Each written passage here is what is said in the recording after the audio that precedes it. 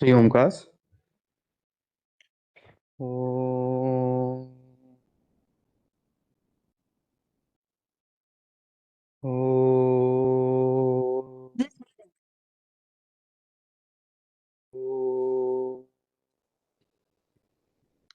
Om Sahana Vavatu Sahano Bhunaktu Sahaviryam Karvavahai Tejasvinavadhitamastu ma Vidvishavahai.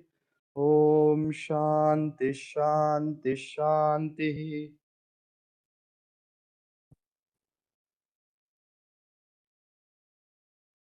नमस्कार, very good afternoon to all of you. अभी ये AI summit चल रहा है.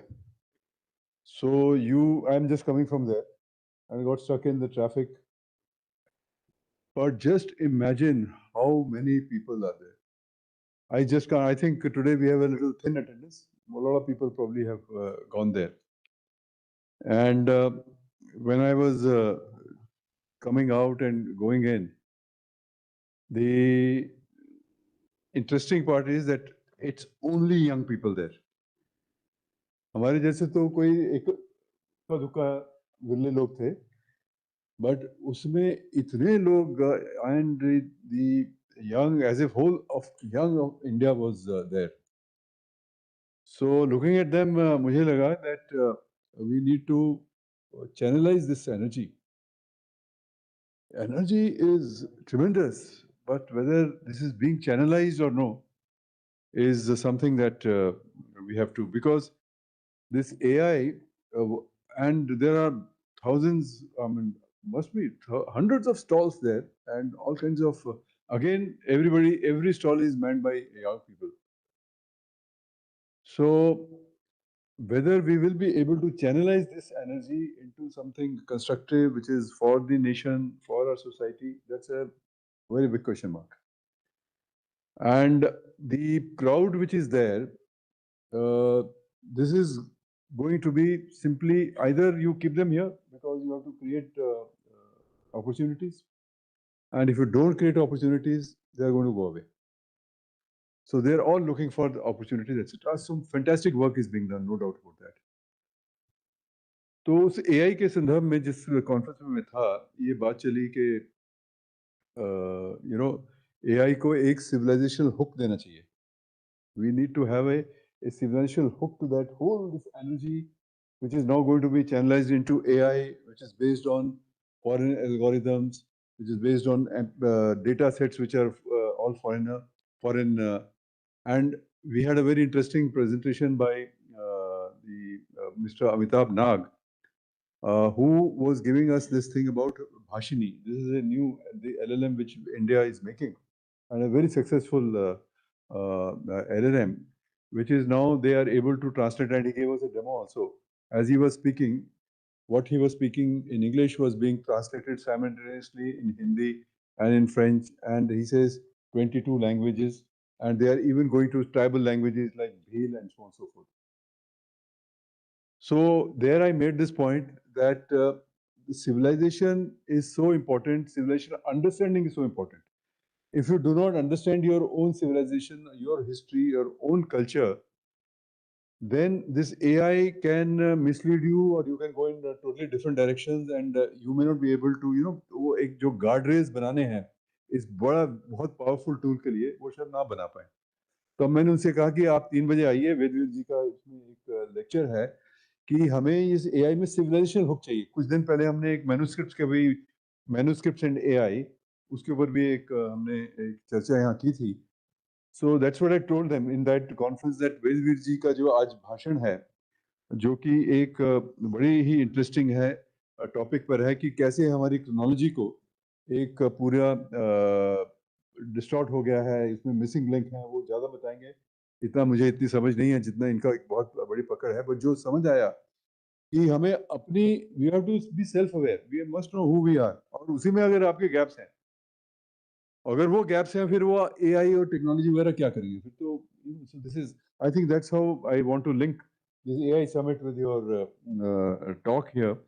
So today Vedveer Arya ji is going to speak on chronology and origins of Indo-European civilization, and he has produced this two mammoth volumes, in which he is going to talk about how the whole chronology has been distorted, and as a result, what we are talking and saying today is also distorted, and our understanding is incomplete. And he is based his work on, he's approached it from several directions, and he has used mainstream historiography and also the planetary motions and astro archaeological calculations and many other things that he has done, which he will talk about, epigraphic records and traditional historical texts, etc., to come up with his very, very interesting thesis, which I think would make him an iconoclast. This will be one very, very original work, which I think the Western historians and others should take note of, would take note of. And he has openly asked them to challenge him on any point that he has mentioned it. So this is the original work that I think he has done.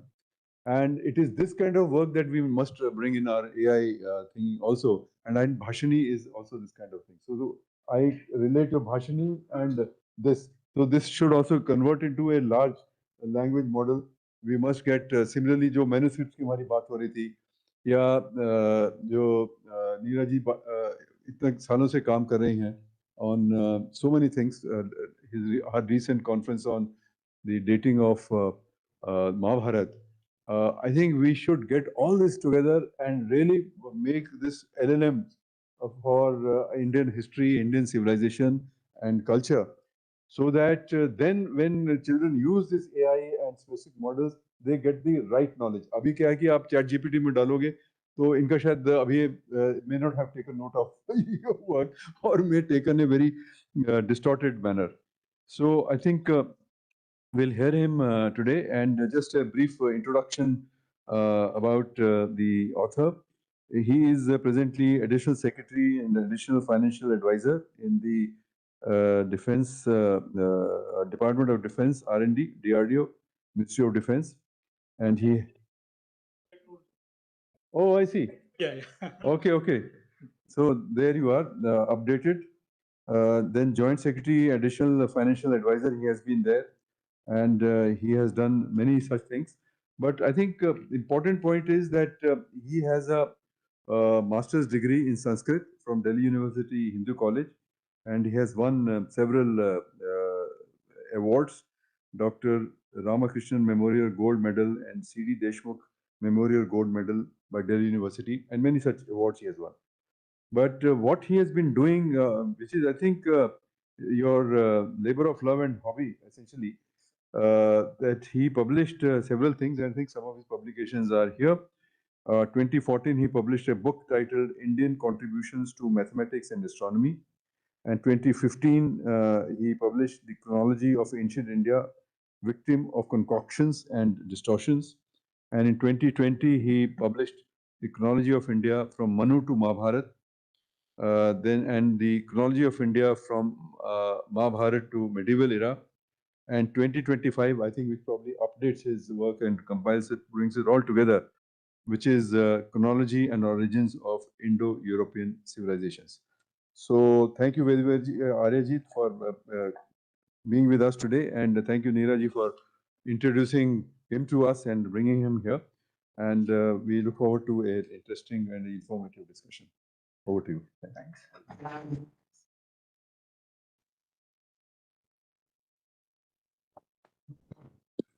Thanks, sir, for your kind introduction. Good afternoon to all of you. What sir is talking about the AI, so I already working on, because we need to train the AI, because chronology is fact-based, not opinion-based. So it can be easily, we can correlate multidisciplinary evidence. The problem is some selective acceptance, selective rejection of evidence has happened last 200 years. How we went in a wrong direction finally lost our history since we have forgotten our chronology. Today, after 500 BC, the historians talk about prehistory. It means nobody knows what actually. Then finally, 1,000 years before Buddha, entire Indian civilization history around 1500 to 500 BC. That's all. But the entire tradition, even the oldest traditions, also talking about India and a lot of information available. So how we are going to, because I'm actually asking you to certain, most difficult thing is to unlearn in the life. So there was an article in Forbes that the literacy in the 21st century means learning, unlearning, and relearning also.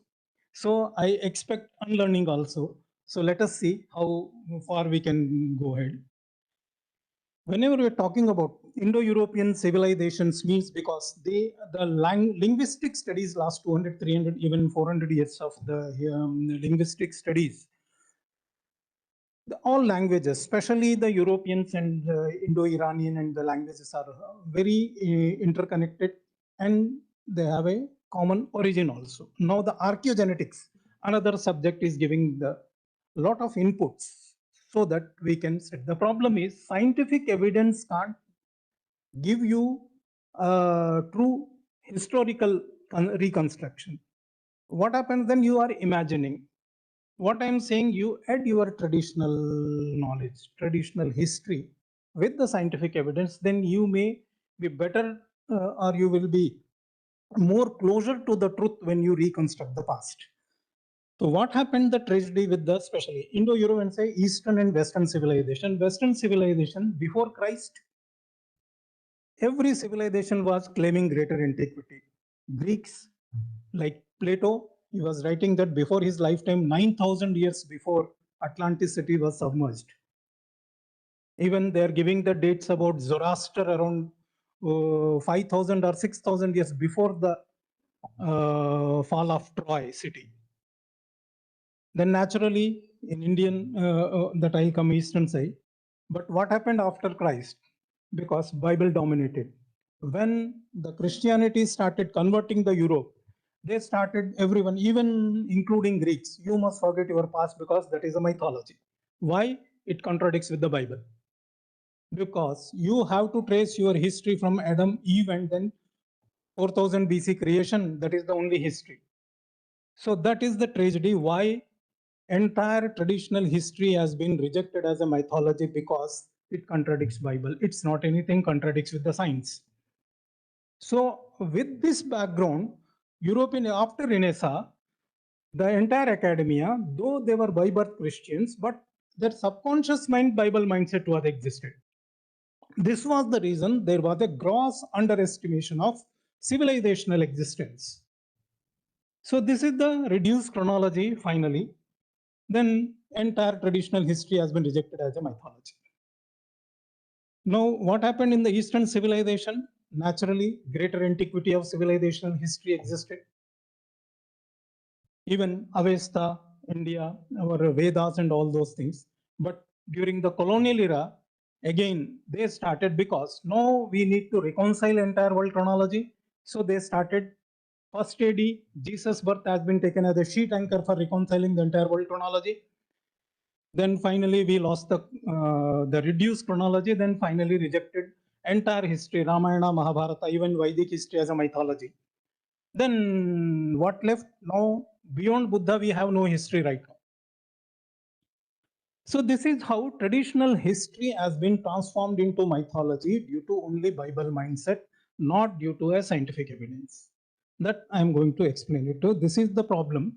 Numerous controversies in the history and the chronological inconsistencies still persist, but nobody has the clue how to solve these problems. When you are looking suspiciously traditions, you will never understand what is. The tragedy is the 100% I can say, or 99%, just for the sake of accuracy, 99% of historians have no knowledge of Sanskrit, so they can never do any original research. So what they can do, they can only re-narrate what has been narrated in the colonial period. that is being happening nowadays, including Romila Thapar and her whatever the disciples. So the Renaissance, when Renaissance started, so then modern archaeology, why it started? To find a solution, because traditional antiquity versus biblical timeline. There were controversies because they started claiming that Greeks history, everything is mythology, because it is well known till Renaissance, church was dominating. So naturally, no one can dare that whatever the chronological, because actually Bible gives history of a particular Assyrian lineage where Adam, Eve, his progeny. That's all. They can't be the progenitor of entire European civilizations. But this was the tragedy, because it is expected that you must trace your history chronology only from the Bible. Then finally, that transformed into an academic subject. So finally, bias to that time dominated in the absence of scientific dating, because there was no carbon dating existed in 1950s, 1960s. Then the stratigraphy also, the dating of stratigraphy also, it was mostly dominated by the timelines. Rarely any archaeologist ever dated any site beyond 3000 BC if you take dates only before 1950s. Why? Naturally, the result, the limited and the reduced time frame for the civilizational history. Then finally, beyond 3000 BC's prehistory, or only hunter-gatherers were roaming around. There was no civilization. Of course, 4000 BC creation has been rejected, though they may not say during those days, but civilization never existed. This is at least entire academia believing even today. But what is the future? The multidisciplinary studies. I'll just quote one book written by John Bentley. He is actually authored a book called A Death of Archaeological Theory, saying that just archaeology cannot decide about your chronology and history. It is only one subject. So that's why this is the one I don't read. I will leave it that later you can read. Same thing he quote David Clark's also. It is wrong. They say that archaeology is an undisciplined empirical discipline. So what I'm arguing that we must have an interdisciplinary and multidisciplinary approach while studying the chronology of civilizational existence. So naturally, archaeogenetics, today, many the historians as well as the other scholars, they accept that this is the third science revolution. They start with the archaeology as a first science revolution. Thereafter, they say that carbon dating and the scientific dating methodologies as a second science. Archaeogenetics, they are also accepted as the third, which needs to be, while reconstructing the part, you have to consider it as a scientific evidence. The linguistics, of course, it is already part of the studies. Archaeology also. Other scientific fields like sea level studies, that is called bathymetry, because sea levels rose almost 120 meters since last 12,000 years. Then last glacial maximum, because ice age you can't trace civilizational existence. It is only post ice age only civilizational existence. Indian summer monsoons, because I am arguing that civilizational existence in India, our ice age is not Holocene, when southwest monsoon became regular in India, because that is the prerequisite for starting any agrarian society in India. Now, what is actually left over? We are studying these scientific studies, considering that tradition is totally false. So you have already assumed that now you want to sit and assume or imagine. And based on your imaginations and assumptions, you are studying the scientific evidence. This is the reason why there is a divergence of outcome of the interdisciplinary studies. What I am proposing that we must have whenever we reconstruct, we have to accept one archaeoastronomy, because especially Indian text, Sanskrit text, from Vedas onwards till Mahabharata and even post Mahabharata, one thing Indians were very advanced in astronomy, starting from Vedic era, because if you read Vedas, there is a proper lunisolar calendar. The knowledge of lunisolar calendar existed. They are talking about 13th intercalary month, as well as 5-year yuga, a yuga based calendar, a cycle where you are going to reconcile lunar calendar as well as solar calendar. So this knowledge existed. Whenever a civilization invents a calendar, then it is very difficult to imagine that they have no chronology. They don't know how to count the time, whatever the elapsed time. Another traditional literary and epigraphic sources also you must include it. You should selectively, selective acceptance, selective rejection should be avoided. That what has actually happened, unfortunately, last 200, 300 years of the rigorous academic research. One more thing I'm going to highlight it, that whenever we are considering historical sources, let us consider the historical sources written before the birth of Christ, because after the Christ, entire historical Eusebius, all they have studied world history with the Bible mindset. So to be closer to the truth, we have to give more credence to the text written before the Christ, not after the Christ. Then it would be a complete interdisciplinary, multidisciplinary study. Based on that, I have done all those. So I'm going to discuss only these civilization today. But first, start with the Indian civilization, because how the Indian civilization, the chronology unfolds. Early Vedic era, of course, the assumption is ice age, no agrarian, because no monsoons, no rains, only one season, winter season. You may have ice all over the area or not, that's a separate issue. But no monsoons. It's only one season, winter, harsh winter or mild winter. That may be, that's way. Last glacial maximum around 18,000 BC. Thereafter, sea level started rising. It is well known. So this is the last glacial maximum. So that is the cutoff date for any ice age. Vedic society, if you read Vedas and Brahmanas, Aranyakas, all those connected to the Vedic era, it's an agrarian society, the agriculture base. If you read Yajurveda, so many the pulses and many other grains have been mentioned. Astronomy based Yuga calendar was also existed during the Rigvedic period, and a continuous civilization from Vedic era to till date. It is the Indian civilization from Vedic era to till date. There is no disruption or somewhere in between we lost and later we again became a separate civilization. No, it's a continuous civilization. The tradition what is saying that we are presently in the 7th cycle and 28th Chatur Yuga.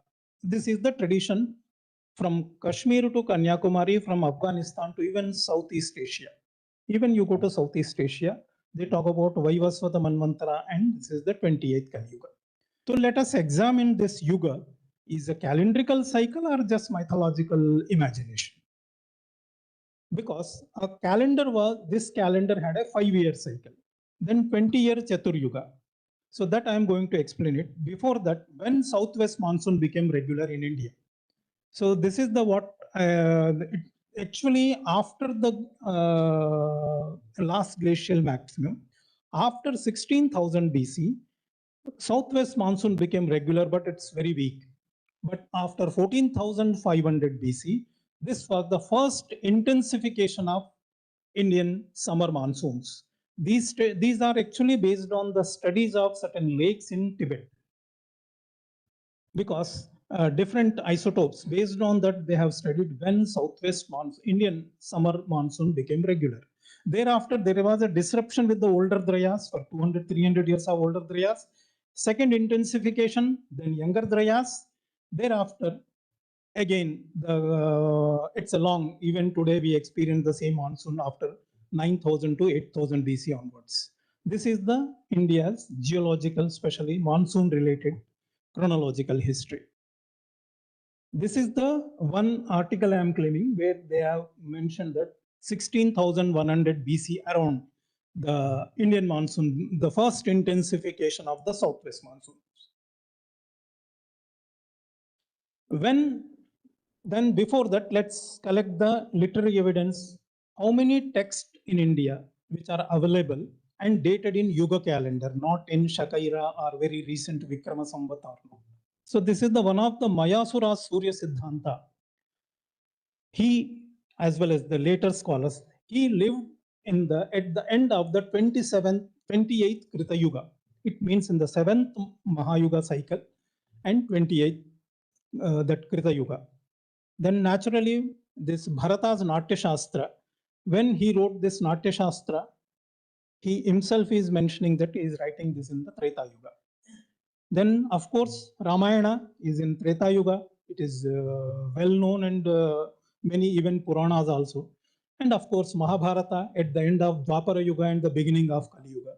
And there are hundreds of evidences, even I think more than 1,000 inscriptions mention about Kali Yuga era, 3101 BC onwards. And numerous, I cannot count, so many literary evidences are there, even from Kashmir to Kanyakumari and Afghanistan to Southeast Asia. So presently this, then it means we had some kind of a chronological Yuga calendar was existed. Then for finding out, we need to reconstruct based on the archaeoastronomy. So I'll pick up from that Mayasura Surya Siddhanta, because it's astronomy, it's a text written on astronomy. So he is mentioning very rarest an observation. This is the observation.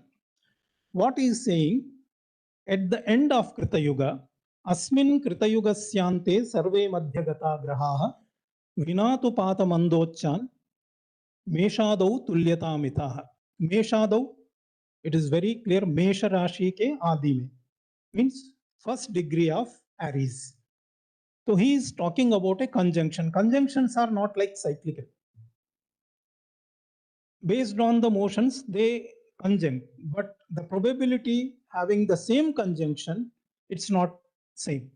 It may happen within few thousand years, or it may take 1 lakh or more lakhs of years to have the same conjunction.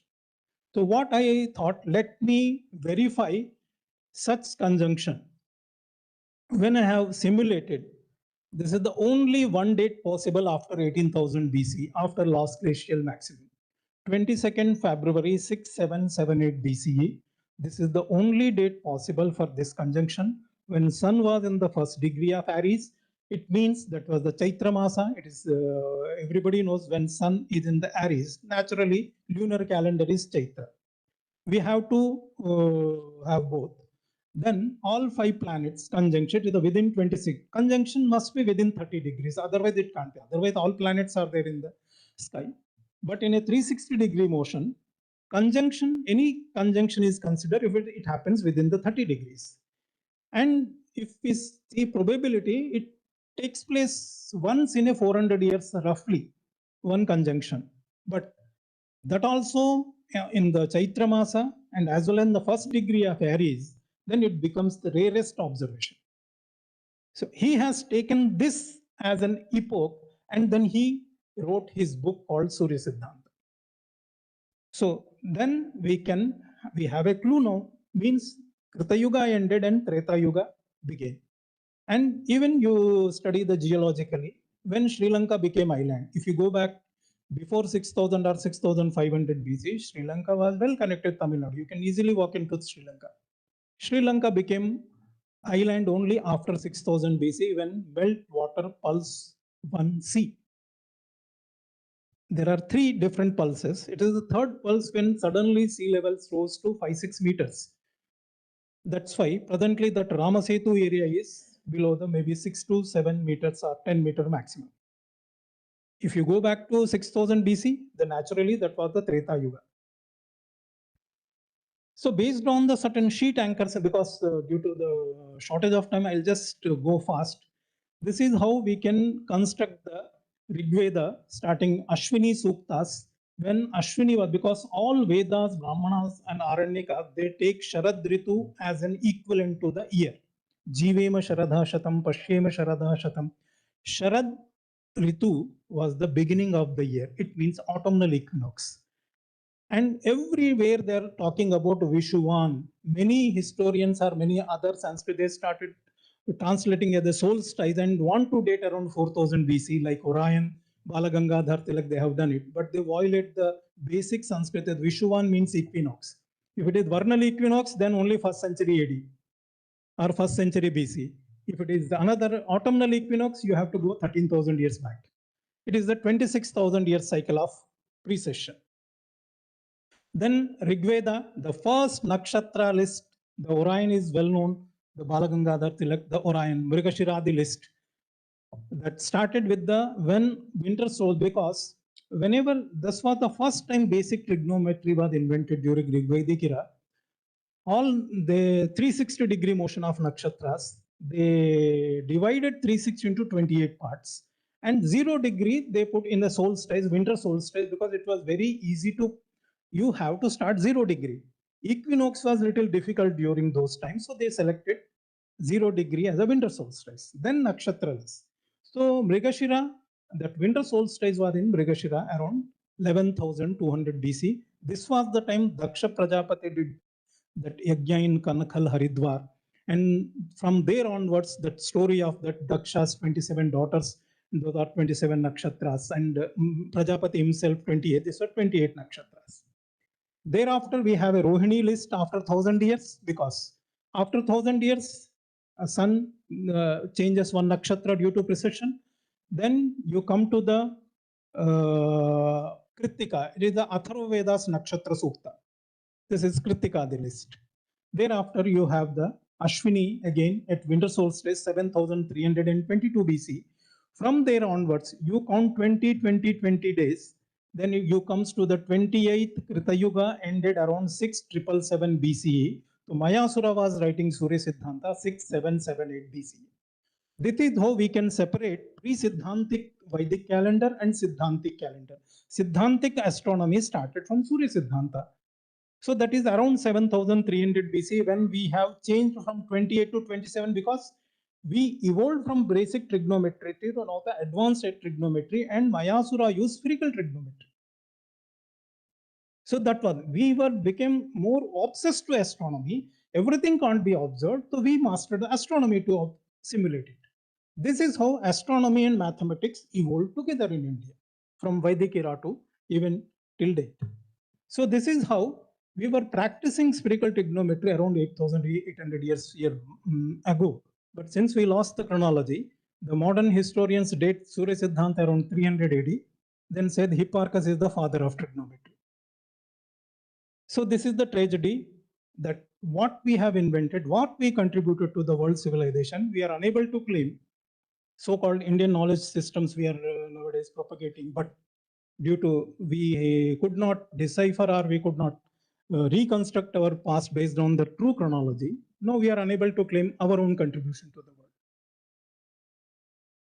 And thereafter, this is the Ramayana era, because how these yugas have been changed, I'll just show you. This is how the precession every 1,000 years, because that 72 years 1 degree, so 13 degree one nakshatra. This is how one nakshatra is changing. Then finally we shifted from Sayana to Nirayana. Nirayana means instead of changing every year, we thought only Ashwini. So we are actually practicing only Ashwini, Ashwinyadi nakshatra list starting from 7,300 BC onwards till then.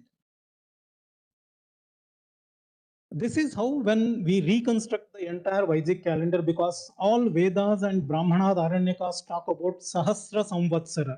Devaha vai Sahasra Samvatsaraya Didikshire.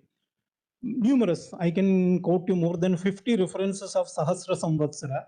A Mahayuga had only 1,000 years, a Yuga had 5 years, and 20 years had a Chaturyuga. This was the only tradition Vedic era. But what happened after Surya Siddhanta? Surya Siddhanta, Mayasura introduced a new dimension to the Indian astronomy, introducing the Jovian cycle also.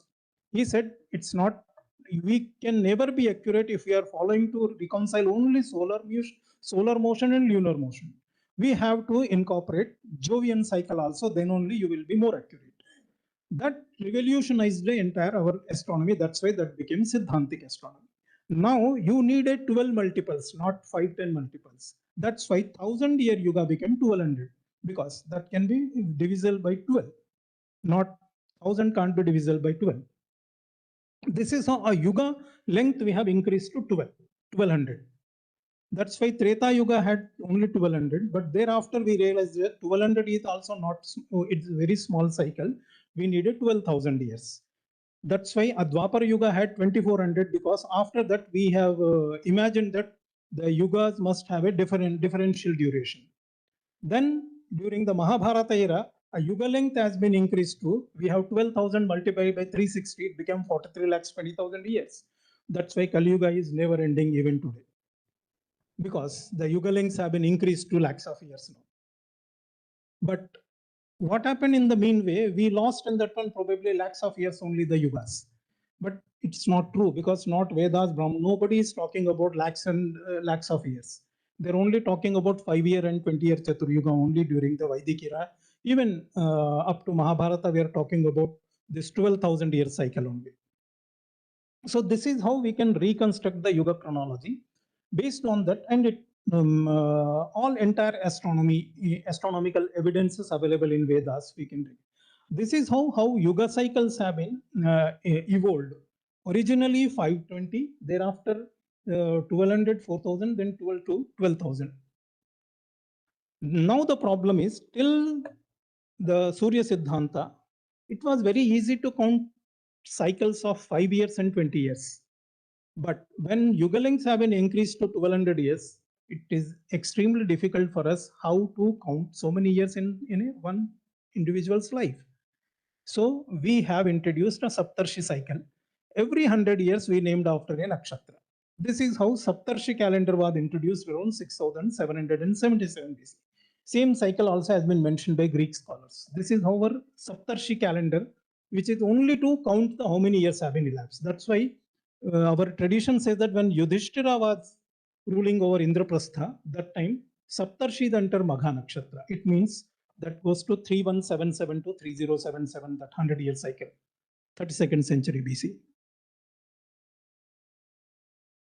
Now, based on that, we can reconstruct the Indian civilization history. It goes back to around 14,000 BCE. It is a 16,000 years of Indian chronological history. After the, because at the early beginning, we started agriculture.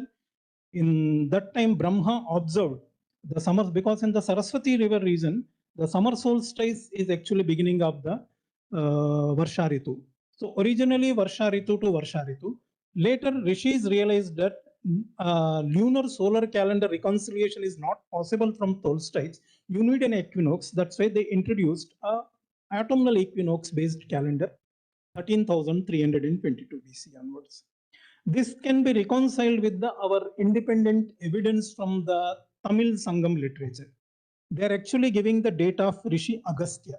When Rishi Agastya presided over the first conference held in Madurai, the ancient Madurai city, which is no more, that submerged by sea due to rise of sea levels. So they are giving 10,000 years of Pandyan history. If we reconstruct it, that also goes back to 11,200 BCE, what I am reconciling through the archaeoastronomical evidence also. Now, another issue we need to tackle this, what was the Vedic Saraswati? Generally, we go with the Gaggar, Hakra and Nara that through Pakistan, and this is the Saraswati river. It is actually post-Vedic Saraswati. Vedic Saraswati was actually flowing through Pushkar, then Jodhpur, then it coming to Mehsana and going to Prabhaspatam. All our Saraswati, our memory, even Pushkar, it is Saraswati. Mehsana, it's Saraswati. Prabhaspatam, Saraswati is meeting with the Kapila and another the three Sangam here. So this was the Saraswati which became extinct during the Rigvedic period itself. Sixth mandala is referring to one Namisapya. He is actually did Saraswati Satra from Plaksha Prasravana, the origin of Saraswati, to up to Vinashana, where Saraswati lost in sands, just after the Kurukshetra. I have identified this place in Haryana में Uchana है, एक Uchana Mandi करके Uchana. That probably the Vinashana. And later Saraswati river, due to tectonic activities, Saraswati shifted westwards and met Gaggar. This was the post Saraswati. It became extinct somewhere 2600 to 1900 BC. So this another argument, Saraswati became extinct only 2600 BC. That's why Vedas can't be dated beyond that. Then your Mahabharata, Ramayana, nothing is history. So this is the basic distinction we need. These are the Saraswati simplified channels. Original channels were actually from north to southwest direction. Later it went, and this has been described exactly in the our Brahmana text, that Saraswati now shifted westwards and became teddy medi ho gayi. So if you see those channels that Gaggar have, right, is total that exactly as they have described this one. And if you read Balarama's Tirtha Yatra, because he actually went on pilgrimage on the tracks of the lost Vedic Saraswati. He starts from Prabhas Patan, then he comes somewhere closer to Mehsana, Chamasod Bheda, where Saraswati is actually waters are coming out. Even there is a lake today, also Mehsana people say it is a Saraswati river water. And he goes to Udapana, where actually Saraswati was flowing underground, means probably if you dig, you may get the Saraswati water. Even today, few days back, we got a news that near Jodhpur or Jaisalmer area, Saraswati water came out of the somewhere. Then Vinashana. After Vinashana, he comes to Kurukshetra. This is the his journey. If you map, he is actually following the laws. Otherwise, the Vedic post-Vedic Saraswati existed during Mahabharata. So he is talking about Saraswati as well as Vinashana both, from Vedic era to till Mahabharata. Then let us come to the Persian civilizations. I'm just give it is actually out of India migrations, the Persian civilization came. The Indra Vritra war is well known in Vedic text, and they were always stepbrothers. They had a political rivalry. They fought it, in which Indra killed Vritra and taken over entire Sapta Sindhu and Saraswati region into his control. Then the supporters of Vritra all have to migrate. Then they settled in Afghanistan near Hindu Kush. That's why the Danavas, Daityas, and Aryas, the sons of Ira, sons of Danu, sons of Diti, they migrated from Afghanistan to up to South Caucasus region. Then Mitra Varuna supported Asuras. Mitra Varuna also part of the 12 Adityas, but they supported them. That's why even Vedas talk about they're also like in Asuras. But that's why even today the Mitra is a god for the all Persians, even Scythians. That Mithraism comes from the Mitra.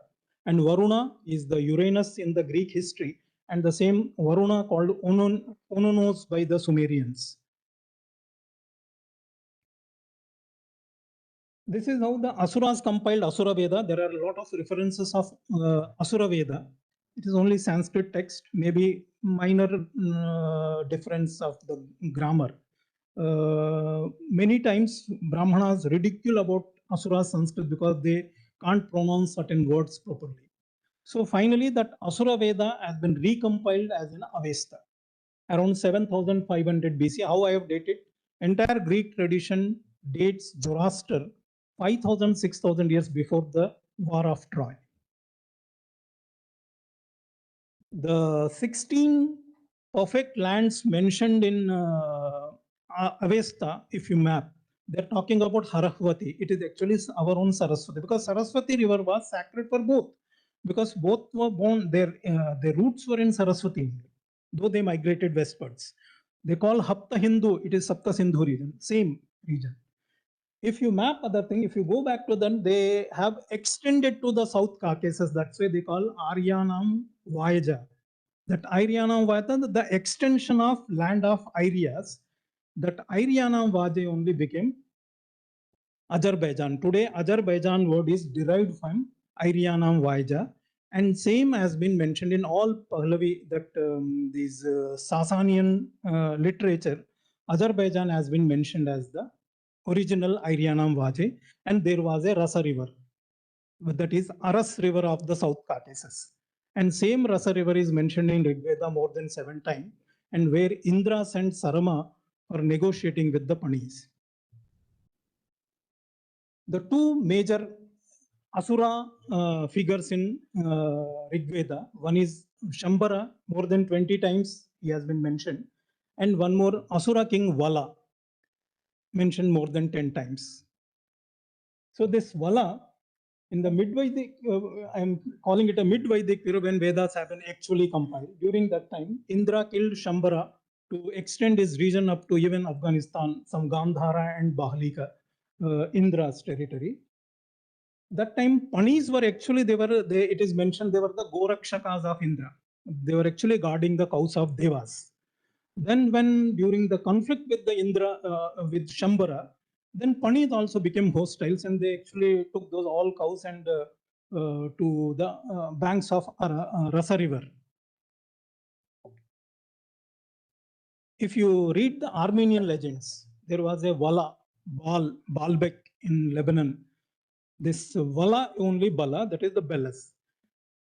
He has been killed by the Asuras. Later, Asuras and Panis have the conflict, and this has been mentioned by Herodotus in his text histories, that these Panis had a fight with that, and then they settled in the Phoenicia. These Phoenicians were Panis of Rigvedic era. Then Aras river of the South Caucasus was the real Rasa river mentioned in entire Vedic literature. Then Indra sent Sarama. We should not think that normally Sarama mythologically that it's a kind of a divine bitch or something. It's not, because during Rigvedic era, Shunaka was the name. Even the British Prime Minister name was Shunaka. Shunaka was the name of a rishi. A Shunaka's daughter was a Shuni. So she was a perfect human being. It's only later because Shunaka word became synonymous to a dog. That's why later the imaginary speculations. Then finally a war broke out and Armenian legends, one Haik, an Asura, he killed Vala somewhere closer to the Mount Ararat. And then entire Armenia has been taken over by the Asuras. This is how Armenia, South Caucasus were very well integral part of Rigvedic Avestan geography. So if you see, geography extended up to Caucasus and South Rishi Agastya, Tamil Nadu, and even up to Burma. This was the area when, if you imagine the Rigvedic geography. One is then thereafter, when Vala was killed by the Asuras, then they have migrated to the Phoenician. Even Phoenician god Belus or this Baal is the first god for them, and as well as he is the Babylonian god of Belmarduk.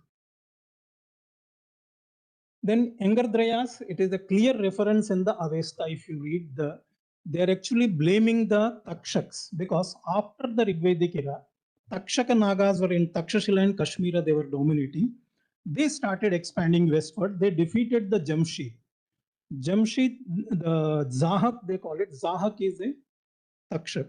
And that's why the Takshaka Nagas extended their region up to Caspian Sea, and Caspian word is actually Kashyapa. From the Kash it derived it. They're talking about 10 months winter, even 2 months summer is also very cold, and this cold has been created by Devas. The Avesta is blaming. It is a very clear description of a younger Drayas. So Avesta means the original Asura Veda and Rig Veda has to be dated pre-younger Drayas period. This is the antiquity when you start, if you Ahura Mazda, if you take his dialogue with the Yama. Who was Yama? He was the son of Vivaswan, it is mentioned in Avesta. And Vivaswan's son was Vaivaswata Manu. Vaivaswata Manu's brother was Yama. So Yama, Vaivaswata Manu became the king of Deva's lands. Since Asura's land was the Indra conquered, that's why Yama was ruling over the Asura lands. So that time Zoroaster won, who compiled the Asura Veda, and Ahura Mazda both existed, and they extended their region up to Azerbaijan region. Then the mini ice age, Jamshid and Zahak is a Takshak. Then they dominated because Takshak Nagas were actually the progeny of Kashyap Rishi. That's why they named that sea as a Caspian Sea. Then Faridun, after that, after 1,000 years, then Faridun, a descendant of Jamshid, again reconquered. Then we have a complete genealogy and chronological history of the Persian civilization in the Shahnama of Firdausi Shahnama. Everything has been rejected as a mythology because they could not fit this history somewhere closer to the Cyrus or before Achaemenids. That's why they rejected it as a mythology. It's not a mythology, but it's a very post Rigvedic era chronology. This entire, then finally it ends around Sasan. around 7th. And after that, the Sasanians were actually, they claim they were the descendants of the ancient Sasan. Then let's come to the Greek civilization. I told you the Danavas, the Danans. The entire Greek civilization identifies Danans as the first settlers. And the genetic evidence also, R1b gene was found somewhere 12,000, dated to 12,000 BC, found in Italy. So now generally they think that it came from Siberia. Probably it's out of migrations led to this R1 gene spread entire Eurasia. Then Uranus, Varuna, Titans versus Olympians. Originally Titans, old gods, and Olympians, new god. Out of this new god Dionysus, entire Greek literature, he was actually born in Mount Meru in Afghanistan. That the closer to that. Then Atlantis city was submerged 9,000 years, Plato somewhere 10,000. And some studies have been proven that near Gibraltar there was an island, Spartel Bank Island, that was actually above the sea waters. Due to tectonic activity, a massive earthquake, and suddenly that island got submerged, and thereafter, after younger Drayas, also anyhow sea level rose. So this was the event has been proven. Then there is another Dionysus has been mentioned. Even the many Greek scholars that Indian counts 153 kings 6,500 years before Alexander. So the Greeks are giving a chronological history of India at least 6,500 before Alexander, but they selectively take only Sandro Cottas is only history, not 6,500 years. Why? Because it contradicts with the Bible. They would have been rejected entire statement. Now, why only Sandro Cottas is the history, rest everything is a mythology. So they are giving, Indians have a 153 kings list. I have reconstructing in my book. I am not going to elaborate those things. So even, so the Greeks are talking about 3 invasions over India. It's not one. The earliest one happened during the Dionysus Bacchus around 6,500 years before Alexander. And he was the person who established city of Nysa in near Jalalabad in Afghanistan.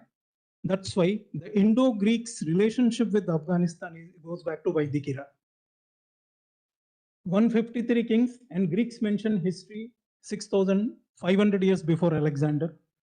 Then a large-scale migration occurred after that. That's why entire genetic evidence is proving that around 7,000 to 6,000 BC, major migrations, and which actually populated the modern Eurasia.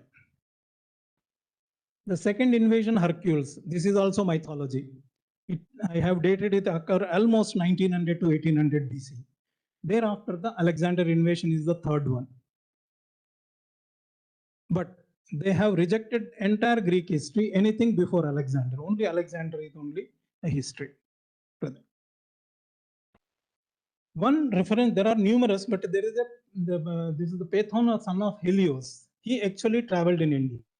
As a student in a school, his fellow classmate challenged him that no, you have a low origin, you can't be the son of Helios, your mother is talking nonsense. Then he goes to his mother, you told me that I'm the son of Helios, where is my father? She said that you go to India, so he comes to Afghanistan and meets his father, then finally his father owns up. The entire story has been given. Ovid's this Metamorphosis book.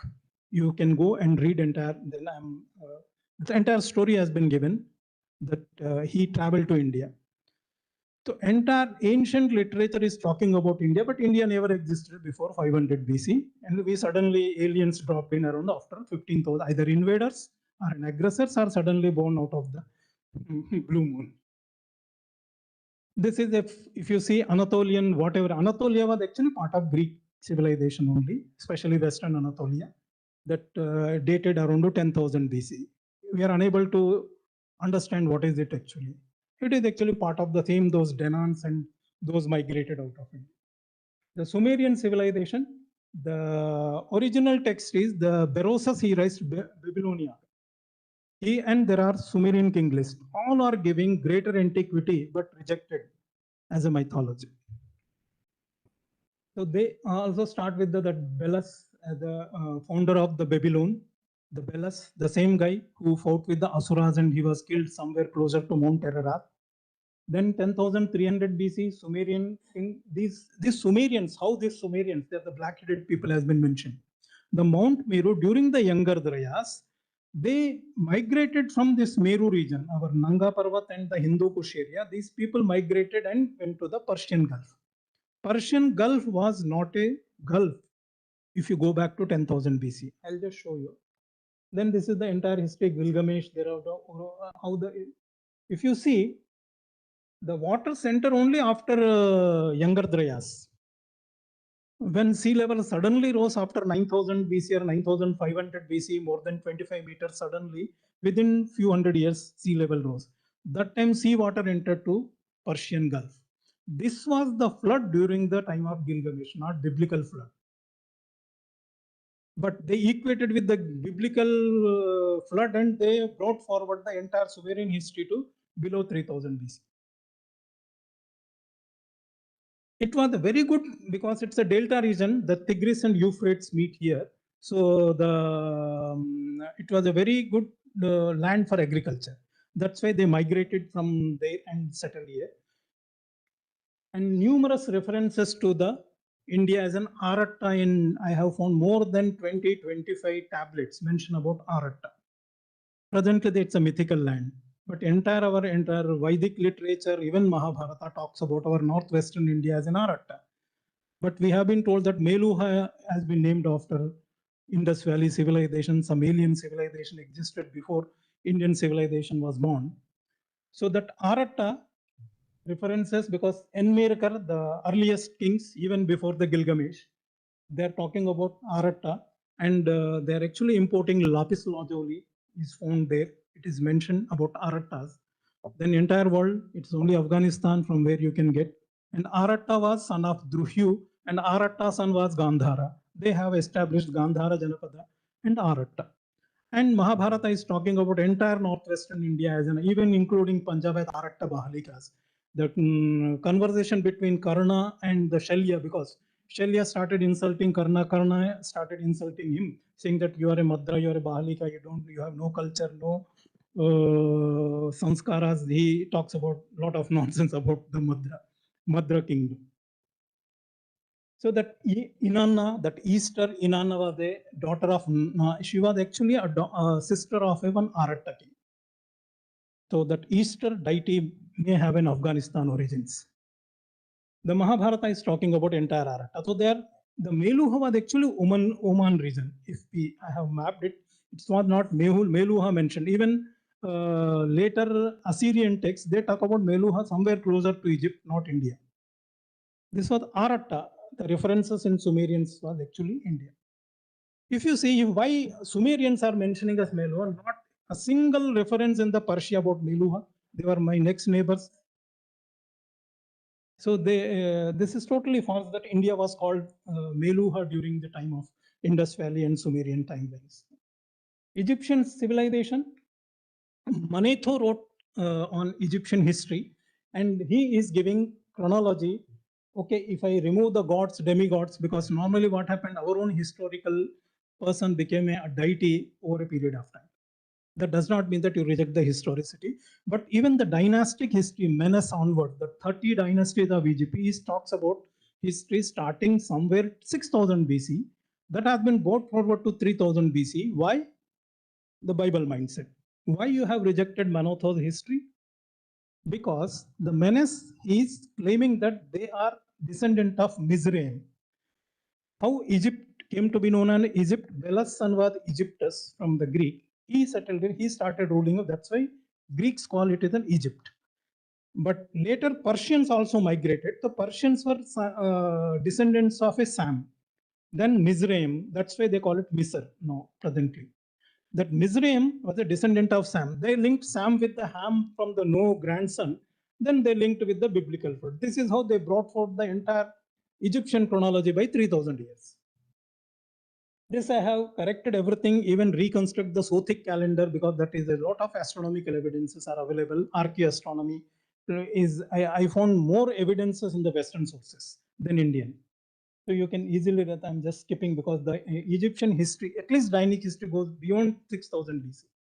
Then Assyrians, we have Assyrian list, naturally Sumerians, Assyrians, their chronology also. I'll just, the one more thing we generally skip is the Scythians. They were actually the Scythia, Shakastan. It is just between Gandhara and the Persia. And the entire Iranian sources, Sasanian sources, they talk about eastern neighbor as a Scythia. The Helmand region was called Scythia or Shakastan.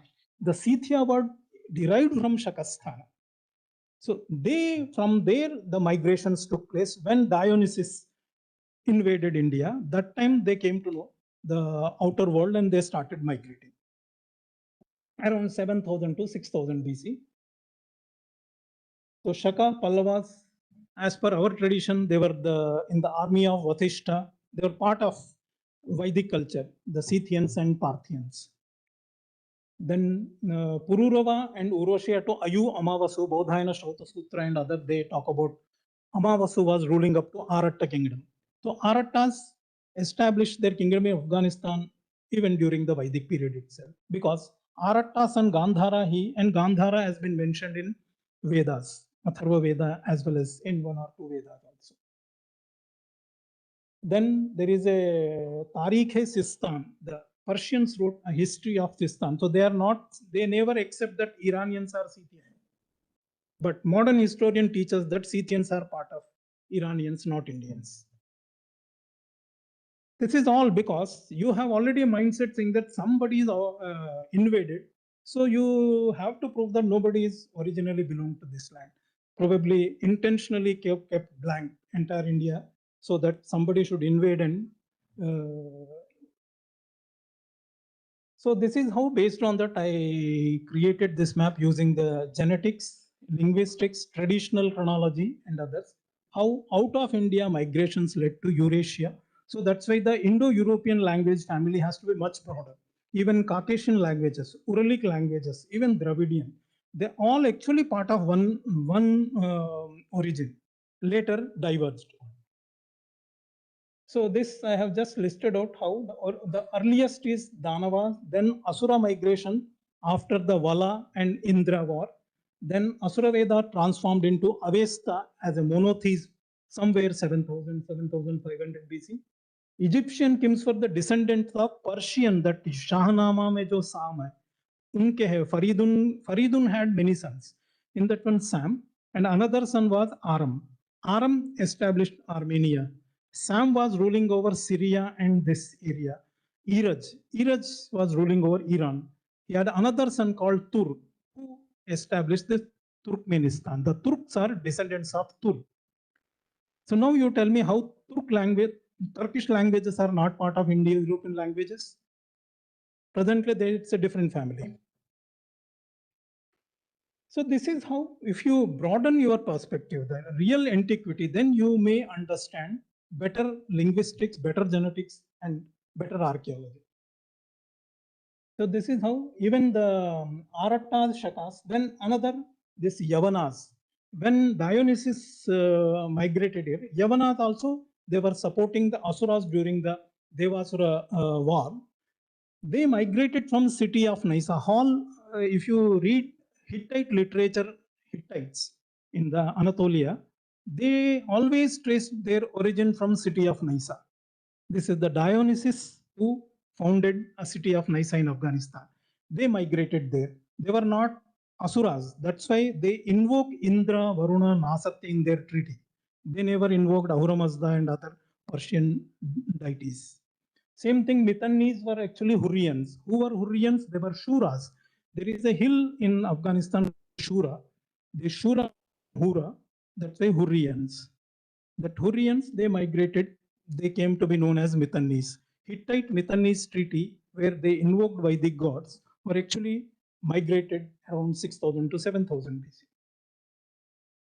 Shakas, Eastern Europe, the Scythian origins, entire Scythia is well known near Black Sea.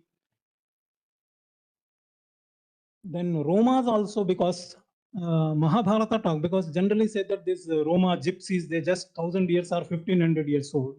It's not true. They migrated much, much earlier. The numerous references of the gypsies called because they entered from Egypt to Europe.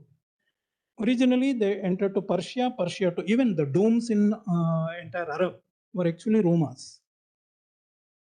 The Celts, the Scots, British, Irish, there is a Frankish table of nations. 13 kingdoms came out of the 4-5 brothers of one father is Elenus. So the British, the Germans, the 13 Frankish table of nations, if you can Google it, you will get the list. But this everything has been rejected as a mythology because that is not in conformity with the Bible. The so-called Indus Valley civilization is actually the Aratta Bahalikas after Ramayana era. They started dominating in the northwestern India. They used a specific script called Indus script. It's not that something aliens existed there and later Indian civilization was born. This is the archaeogenetics. R1A originated in India 22. There are numerous, more than 8 to 10 research papers I have cited. They have established that R1A originated in India. Then R1B, naturally, wherever R1A, the R1B will also originate there itself. Then R1A1 around 13,000. This is how the and Iranians and Indians, their genetic study proves that we separated around 12,000 years ago. It's natural because after Devasura war, we separated. So this is how, Then this is the map I have created, how especially R and J I found, because J is attached with the agrarian migrations and the R1 is the Indo-European, the way the modern geneticists, they try to explain. And then finally, we need to recreate this entire linguistic chart. So that I have started considering something Proto-Indo-Asiatic, then Proto-Indian, from Proto-Indian only all Proto-Indo-European and other languages evolved. Then after that, this is only pre-Mahabharata. Post-Mahabharata, there is another chronological error. What we are considering only one Shaka, the two Shakas merged into one, that's why we lost 661 years. Then we made Buddha, Mahavira contemporary. Actually, both lived at least 1300 years earlier. There is it's a huge, published, this is a very serious problem. Another, this first AD we have taken as a sheet anchor for entire world chronology for recon. These three blunders led to a 1381 years in Indian chronology and 660-year chronological error in the world chronology. This is our traditional chronology post Mahabharata.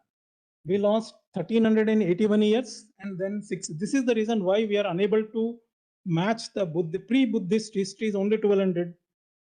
Even I take Puranas, you can never reach 32nd century BC. Why?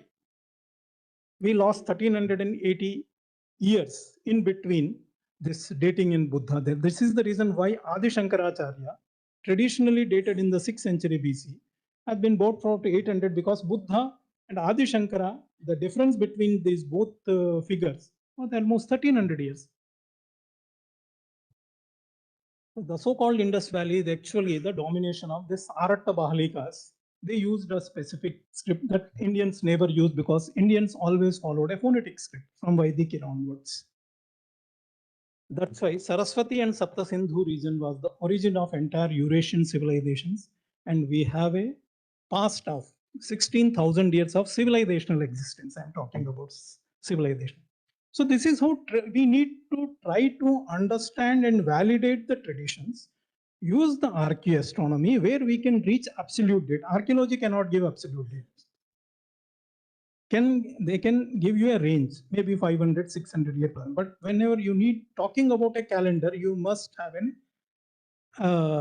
an absolute dates. Those I have found out with using the Surya Siddhanta, where we can reconstruct our yoga chronology. The traditions are correct. Somewhere we lost, or some embellishments due to the yuga lengths have been increased. The increased yuga lengths were not, it's a part of astronomy because we are reconciling 365.25. It's not actually 25 also, a few hours and seconds. So we are dealing with the fractions. But reconstructing the calendar, we need integer values. Then if you make your base number bigger, then your integer value would be more accurate. This is the reason why we increase the yuga lengths. It's not a mythology. The problem is we mixed up the history with the increased astronomical cycles. So this is how, if we try to understand, we may be more accurate while reconstructing the past. Thank you for patient listening. So maybe you'll take questions from. You catch your breath while people think and absorb. आइए बताइए. Yes, and been discussing most of the things. Only two questions were here. I am Sachin Gupta. I've been associated with the foundation since 2009 when it was launched with Dovalji, etc. Two questions to my friend is, one is the tradition of compilation of four Vedas, which just started, didn't happen, the discussion. Our tradition says during the Mahabharata, Krishna, Dwapara and Vyas compiled the four Vedas and the tradition. We have dated it to 11,000 around. That is the first question. Second question is about the Panis and Sarma, and this you have taken it as a tribal association. Just if we refer to Arvindo, he takes a psychological and the inner interpretation. Just light on that. These are the two questions. Thank you. There are certain, due to this same, the cycles, we lost the chronology. This was the reason we thought that same Vyasa, who was it? If you have any, you just study the Sanskrit language. Vedic Sanskrit is the oldest version of Sanskrit. When grammar evolved to certain level, that come the Brahmana, Aranyaka, that is the, thereafter Lokika Sanskrit. After that, since Sanskrit grammar reached an advanced level, there is no evolution. So same Lokik Sanskrit, starting from Valmiki's Ramayana onwards till date, is the same Sanskrit. Okay, how can a person, आज आप मोहम्मद जायसी के उसमें लिख सकते हो, कोई किताब लिखोगे? So somebody who is writing the Shakti Parashar के मंत्र है ऋग्वेद में, तो जो व्यास है, जो गणेश, जो शिव जी, जो दक्ष प्रजापति के, वो महाभारत में कैसे आ गए? तो महाभारत व्यास अलग है, और जो जिन्होंने चारों वेद, उसके बाद भी आज जो उपलब्ध है 2000 ओनली शाकल और भाष्कल संहिता है, ये भी उनके बाद की है. व्यास द्वारा जो कंपाइल किया वेद तो आज उपलब्ध भी नहीं है, जो है शाकल ब्रांच के हैं या भाष्कल ब्रांच के. And he was contemporary of Ganesh, means Shiva. Okay, then why there is a reference of Taitiriyas in the Ramayana? And the Taittiriya Samhita and even the Vajasani Samhita, they are using Vedic Sanskrit. So the Vyasa's four disciples, that Vaishampayana and those, they are actually during Vedic era, not in the Mahabharata era. We mixed up both stories. This is the biggest blunder what happened during the Gupta era when we were reconciling. We are unable to say that. That's why we came up with the idea of 28 Vyasas, every Yuga one Vyasa. No, how can be Parashara will be 25th, the father somewhere is teacher in some other, and he himself is the other Yuga. These are all because we lost the chronology. We are unable to explain that time nobody questioned. So Shraddha se hum logon ne sun liya ki ye. But when you evaluate, and Krishna it has been mentioned in them. So the Vyasa of Mahabharata era and the Vyasa during who lived during the Ganesha, numerous I can tell you, even this will create, because it will complicate the issue. But if you see absolute linguistic chronology, because first we need to, what we should do it, all Sanskrit text, you have a relative chronology. Relative is first Vedic Sanskrit, then the Brahmana, the Aranyakas, that is the post-Vedic Sanskrit, then you have the Lokik Sanskrit. Then you will easily understand. Nobody will write today in the language of Jayasi or हमारे जो रामचरितमानस के उस language में नहीं लिखा जाएगा. तो उसी तरीके से हमें उनकी chronology करेंगे, then we'll understand but where actually we lost the chronology. Otherwise it is not possible. Everything, all Vedas, Mahabharata, everything happened only in Mahabharata era. That appears illogical. So that's my point. So finally, and interpretation, we get tribal people. How all these symbolism. No, those who have advanced in an astronomy, who is, you tell me, entire world even the all advanced civilization till 6th 7th century AD also, none ever evolved to the nakshatra system. No, I'm telling the advancement. It is very easy. Have a full moon to full moon, new moon to new moon. What is it's not a big issue. Anyway, everyone can have the lunar calendar. No problem. But dividing the 360-degree of the sky into nakshatra, it is a totally, someone have a basic trigonometry. And this happened during the Rigvedic period itself. So we were advanced in astronomy, mathematics, and as well as we are advanced in the agriculture. And slowly we are making rathas and even using the metals. And this metal issue, I just forgot, it's not an iron age. That is one. Even one American recently published that we should take it back to iron and copper to 7000 BC because they found iron evidences. Even recently, iron was found somewhere 3300 BC in Tamil Nadu itself. So iron and it's not that someone would only do the incrementally. First, it's a 1200-degree. Anybody made a furnace to the copper, he can melt in a very basic iron can be melted using the same furnace. Little bit more he has to work on it. And iron was is being extracted since thousands. Even Neanderthals extracted iron ore. That has been mentioned in certain. So it's not that we have anything. That metal ages has also been mentioned. The 3000 BC as a bronze age, 1500 is an iron age. These have no absence of evidence is not the evidence of absence. Even archaeologists accept it. चलिए वो बाद में कर लेंगे. मैं दिल्ली विश्वविद्यालय से अनुराग मिश्रा हूँ. मेरा एक सवाल है. ऐसे कुछ आइडल्स मिले हैं, रशिया में भी मिले हैं, पेरू तक भी मिले हैं, जिनकी की एज जो आपने अभी प्रेजेंटेशन किया है 13,000 से 16,000 BC, उससे भी कहीं पहले 10,000 साल पहले 27,000 BC, 26,000 BC इस ब्रैकेट में बताई जाती है. तो अब इसको कैसे देखा जाएगा, क्योंकि वो तो हनुमान जी के, शंकर जी के आइडल्स हैं जो इतने पुराने मिले हैं और उसकी कार्बन डेटिंग भी वगैरह भी हुई है. तो एक इसमें एक्सप्लेनेशन ये आता है कि ये जो आइडल्स हैं जिस रॉक से बने हैं, उस रॉक की कार्बन डेटिंग जो है वो एज उसकी आ रही है, ना कि आइडल की. लेकिन इस प्रकार की जो रॉक होती है, वो रॉक को बनने में भी मिलियंस ऑफ ईयर्स लगते हैं. तो 27,000 साल पुरानी रॉक को अगर हम देखते हैं तो मुझे ऐसा लगता है कि ये जो मूर्ति बनी है, मूर्तियां मिली है, मूर्तियों की उम्र जो है लगभग 26-27,000 वर्ष पुरानी है. तो ये जो डेवलपमेंट्स हैं, इसको आप अपने स्टडी के अंदर किस तरीके से देखते हैं? One thing we have to always trace certain research papers published by the archaeologist. क्या होता है, सोशल मीडिया में बहुत कुछ irrational data भी सर्कुलेट होता रहता है. Metal cannot be date, carbon dating जो है मेटल का नहीं हो सकता, रॉक्स का नहीं हो सकता. ठीक है, it's only an organic material.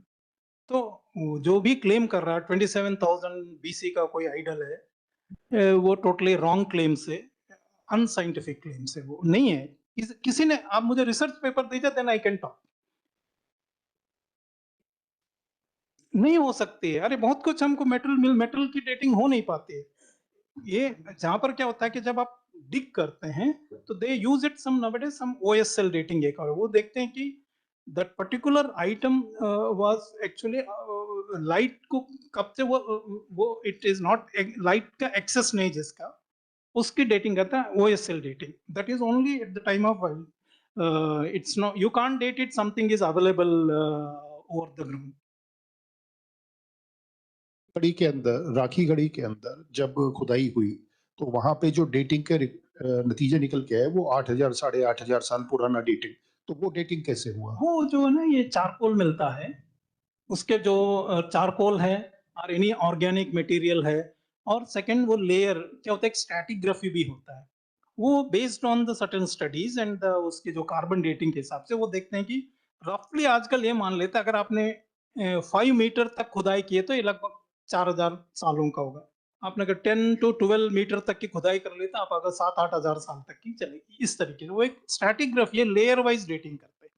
It's is actually एक असम्पशन भी उसमें, तो बहुत उसमें प्लस माइनस 1000 ईयर्स भी हो सकता है स्ट्रैटिग्राफी में, वो एरर हो सकता है. बट रियल कार्बन डेटिंग जो जैसे कोयला है ना, उसका होगा, वुड मिले उसका होगा. लाइक एक वुड पीस मिला था गल्फ ऑफ कैम्बे में एक सिटी डिस्कवर होते, उसमें से वुड एक्सट्रैक्ट किया गया, तो वुड की जब डेटिंग की गई तो 7500 BC है.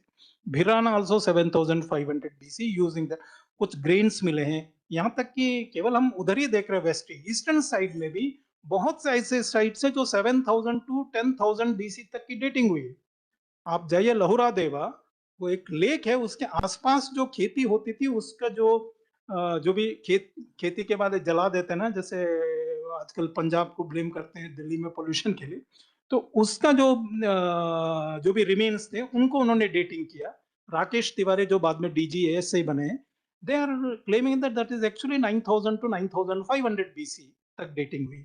तो agriculture dating in India, even आप श्रीलंका में जौ की खेती जो है वो डेटिंग में 15,000 BC तक की डेट्स आए उसकी.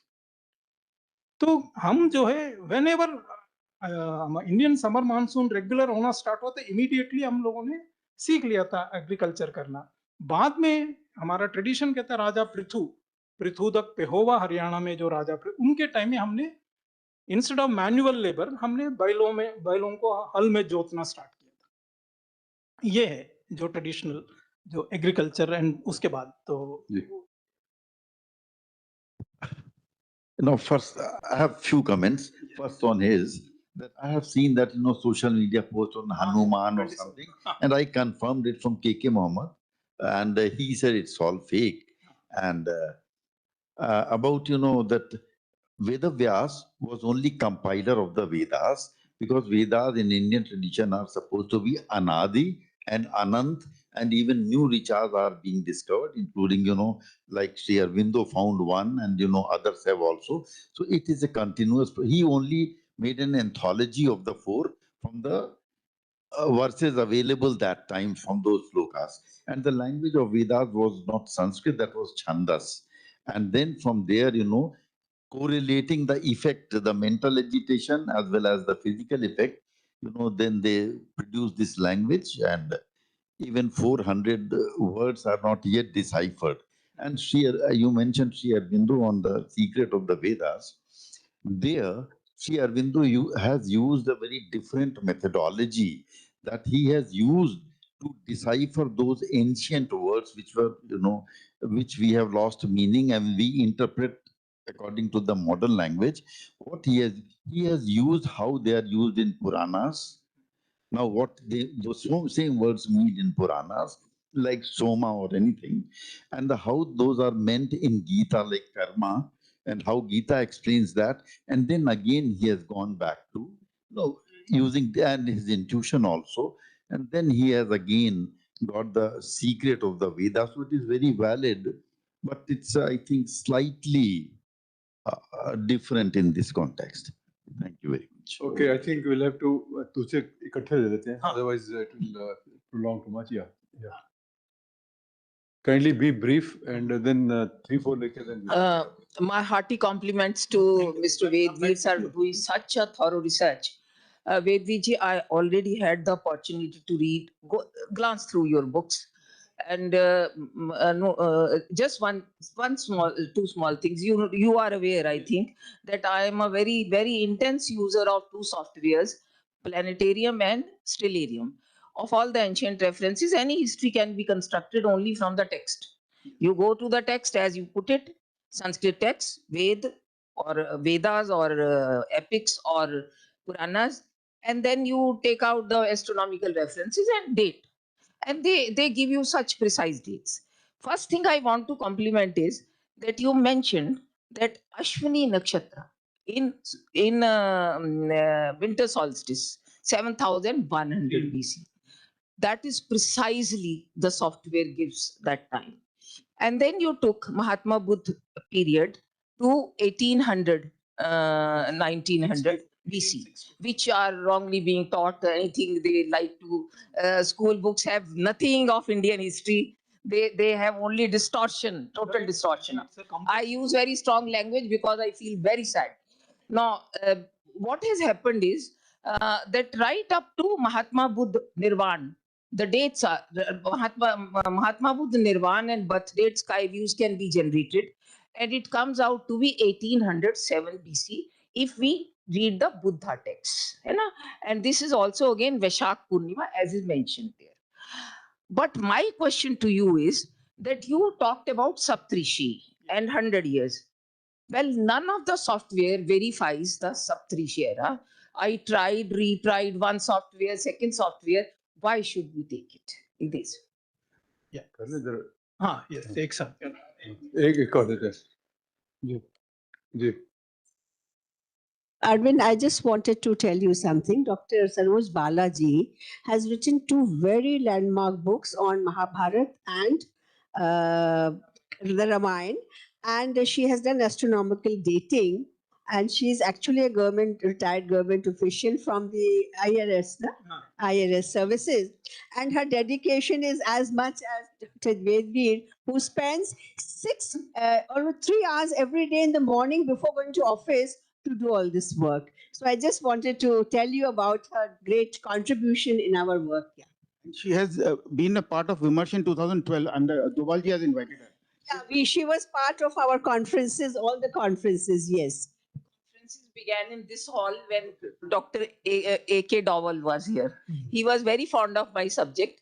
I spoke several times here in early 2011, 12, 13. And we both. Yeah. Thank you. Thank you, Vedveer ji, myself Ravi Ranjan Singh. And after Bible jacking and Islam jacking of history, now the next is IA jacking of our history. So how are we ready for that in collaboration with our cousins who have also been history abducted? That's my first question, like Greeks and others. The second question is that Petra, which is said to be the original Makkah, there is idol of Durga Mata on winged lion with the wings. So that is, as per carbon dating, that is older than any of the rock itself is said to be somewhere like 70,000 years. So how can we collaborate with these facts? Thank you. Thank you. Yeah, one is the Buddha, because chronology is related to everything, and it's like a big jigsaw puzzle. I can't do in isolation. If I remove two pieces and put, I'm actually disturbing entire that jigsaw puzzle. That's why the onus comes. So any change in Buddha's date is going to affect entire world chronology, because I have to immediately correct the Sri Lankan chronology, which is completely Buddha based. So this is the reason modern historians never touch subject chronology, never teach also. There is no department of chronology. They only teach the narrative what has been written in the colonial era, that is history. So this chronological subject, whenever we are taking, we have to take in totality. That's why I'm landed up writing so many volumes, because I wanted to address in totality. Otherwise, we can't. Anyone who is trying to write on chronology, you cannot write one article. You have to reconcile entire data. That's it. Yeah. No, but I'm giving that implications because that is the yes. Saptarshi is not the astronomical observations. What happened when we actually graduated from we started counting. It's very easy for me. 5-year sets. How many 5-year sets elapsed in my life? It's easy. If you are 50 years, you can say 10 cycles have been completed. So it was easy. But when after Surya Siddhanta, when a Yuga cycle has been enlarged to 1200 years, now we wanted a kind of a trick. A trick means every 100 years we named after one nakshatra. That does not mean that Saptarshis reside. Saptarshi will not have a 360 degree. It's only a trick to remember. That's all. Nobody. It's only later the Puranic. No astronomer, Indian astronomer, ever said that Saptarshis are in a particular nakshatra. It's only Puranic historians, because they misunderstood that Saptarshis reside 100 years every nakshatra. No, it's only to remember, because how to remember how many 100 years have been elapsed? This is only a trick. That's why we made 2700 year cycle, because there were only 27 nakshatra. After Surya Siddhanta, it's not an astronomy. So we need not to simulate it. It's only the counting of years only. How many 100 years subcycles have been elapsed? That was the idea. And what you said, some rock 70,000 years, and this is the I'm again asking, we must have some research papers. Otherwise, what happens? Even like the Toba eruption, the layers have been dated around 7,200 BC. Even in the Jwalapuram in Andhra Pradesh somewhere. So that stratigraphy based datings may be possible, but any idol, especially rock or metal based iron, can't be dated. It cannot be dated. Even today, there are Ashoka's inscriptions are there written on rocks.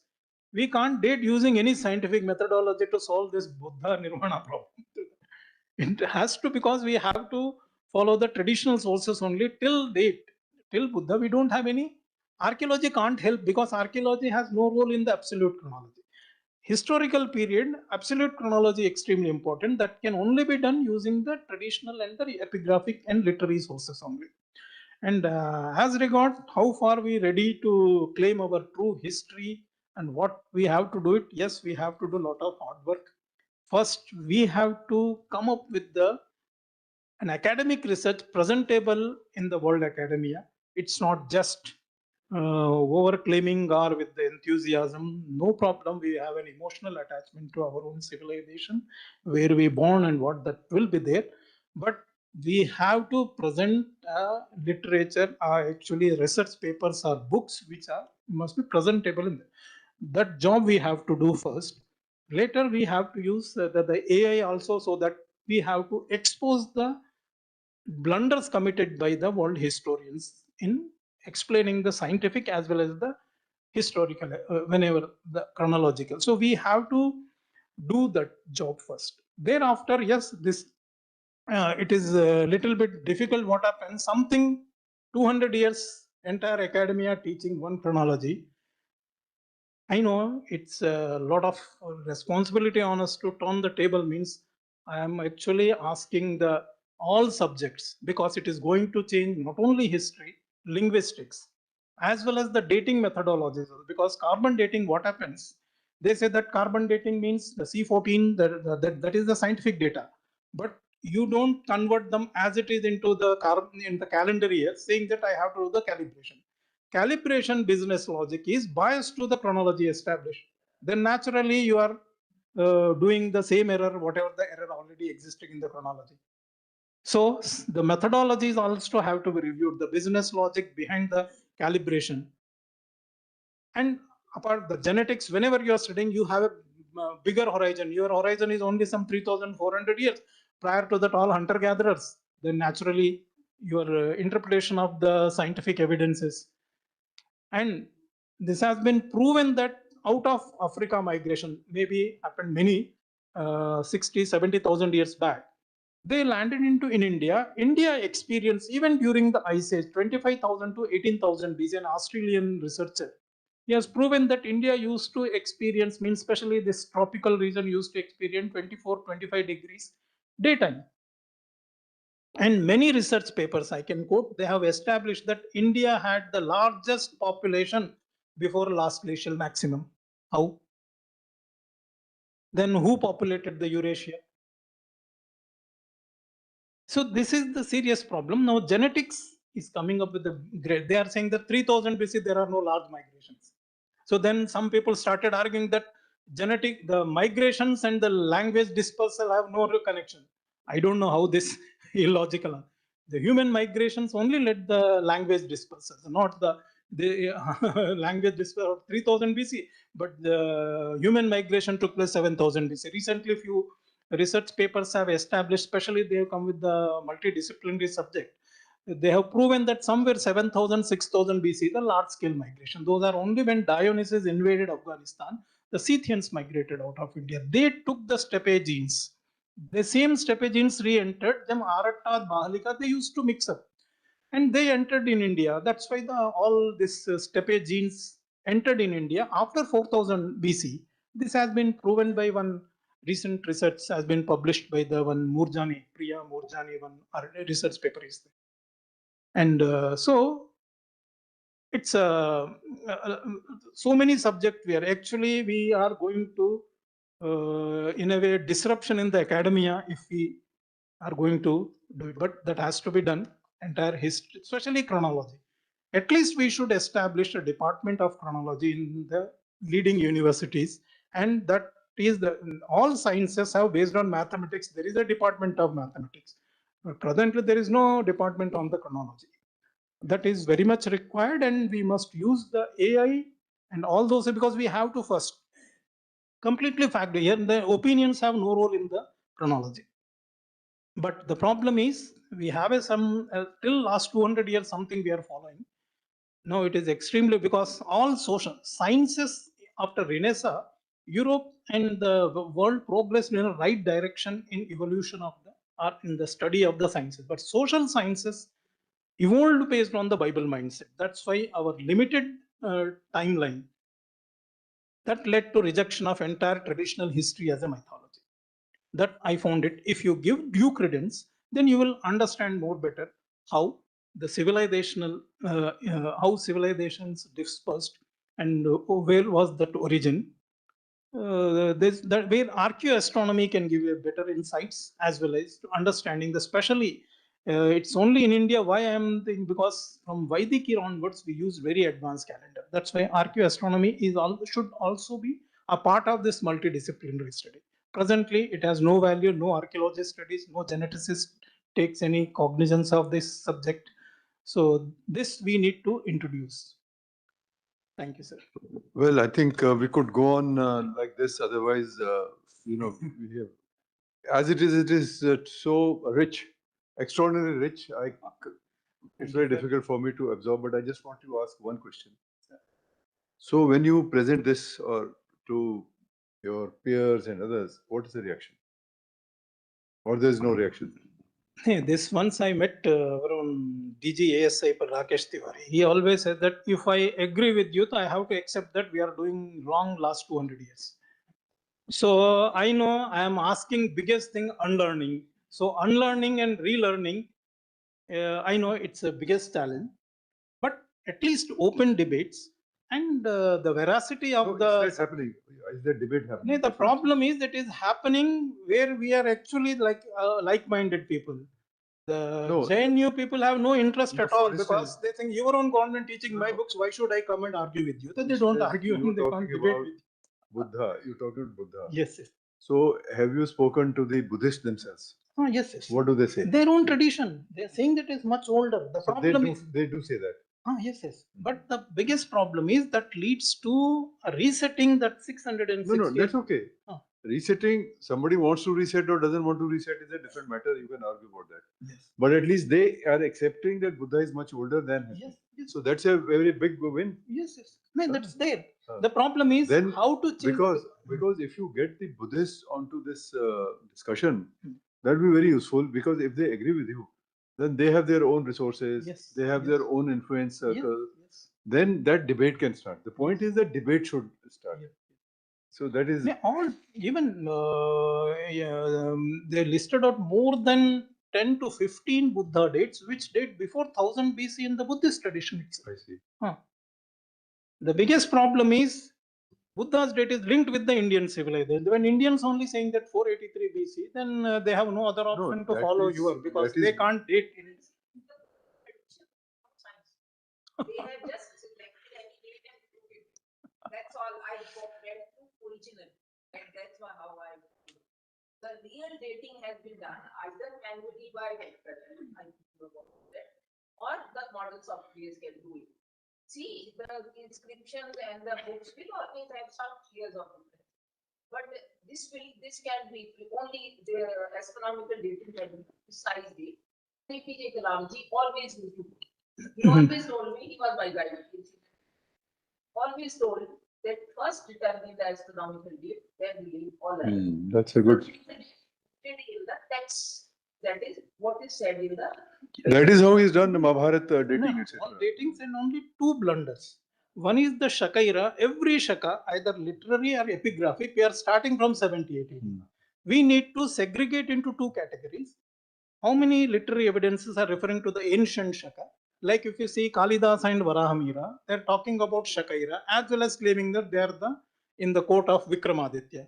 How a person using the 78 AD epoch and in the 1st century BC at 57 BC of the Vikrama Samvat, it is illogical. The problem is they were actually using ancient Shakaira, not the 78 AD. If you do it, you are actually mixed up two epochs. 660 years you brought So from how Indian did this history. true Shaka came about? Because it is our own problem. Because in South India, even we call it, because I am from Hyderabad, we call it Christu Shaka. Even for the Christian era, we call it is the Christian Shaka era. Shaka became synonymous to any Samvat or any era. That's why we after 78 AD, it's actually astronomers introduced. We wanted a perfect calendar. The Kali Yuga epoch, the conjunction was not perfect. Why? Because we were using this Jovian cycle and we wanted a conjunction of Sun, Moon and Jupiter on Chaitra Shukla Pratipada. If you come on 78 AD, 1st April 78 AD, the perfect conjunction of all three on Chaitra Shukla Pratipada. Now you can calculate backwards and future, then your calendar will be very astronomically accurate.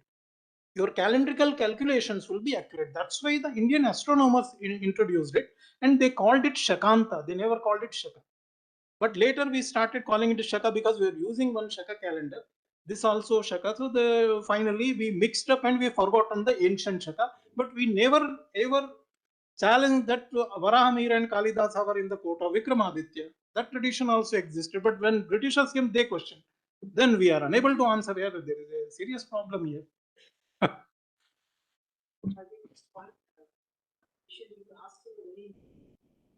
How do you peers do this? So as you are aware, we did a few days with Shastra.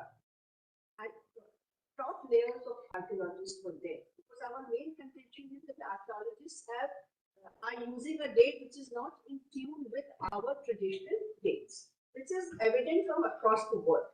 So the first time ever, all the leading people, that is the DG and 2 additional DG, and Dr. B.R. Mani, who is retired now, who just got Padma Shri for his work, they agreed that now it is time for us to revisit how we can put the curriculum that is known to us traditionally, revisit the archaeological layering dates so that we can come to the real dates that are our ancient events. So this is how it was very well accepted, because we do a methodology. How are you going to revisit? Chale, thank you very much. I think we are making some progress. And let's congratulate him once again for a wonderful talk.